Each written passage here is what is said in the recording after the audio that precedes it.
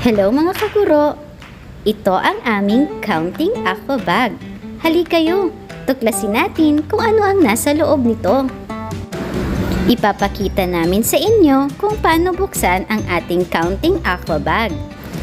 Una, kunin ang 2 dice at 2 fishing rod sa likod ng bag.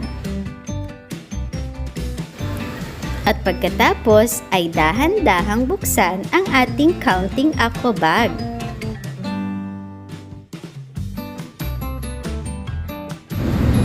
Ayan, bukas na ang ating counting aqua bag at pwede na tayong maglaro ng ating board game. Narito ang mga mechanics o pamantayan ng ating laro.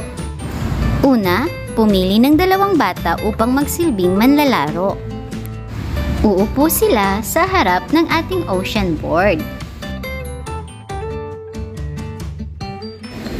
Ipapaliwanag ng guro sa mga manlalaro na ang makakakuha ng mataas na bilang sa dice ay ang magiging player 1. Si player 2 naman ang may mababang bilang. Si player 1 sa kaliwang bahagi at si player 2 sa kanang bahagi. Pareho silang bibigyan ng guro ng fishing rod. Ito ang kanilang gagamitin sa paghuli ng mga isda sa ocean board. Bibigyan ng guro ng pagkakataon si player 1 na mamili ng isda na kanilang gagamitin sa laro. Maaaring isa sa kanilang mga kaklase ang magbabato o maghahagis ng dice. Unang maglalaro si player 1. Kung ano ang bilang na nasa dice, ayon din ang bilang na kukunin niya sa number board at ilalagay niya sa basket. Pagkatapos nito ay kinakailangan niyang makahuli ng isda na kaparehong bilang ng bilang na nasa basket.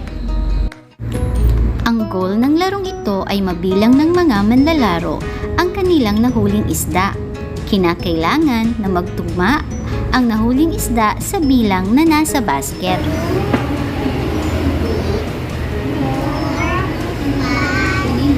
Pagkatapos magbilang ay isisigaw ng malakas ng manlalaro ang bilang na nasa basket. Kapag tama ang pagkakabilang ni player 1, ay ibabalik niya na sa ocean board ang mga isda, pati na rin ang bilang na nasa basket. At pagkatapos nito ay maaari na siyang kumuha ng isang star sa badges board.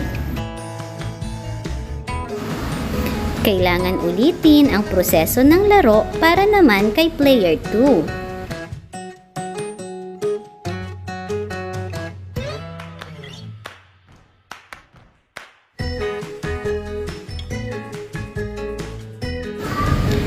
At ang mananalo sa larong ito ay ang player na may pinakamaraming star o badge.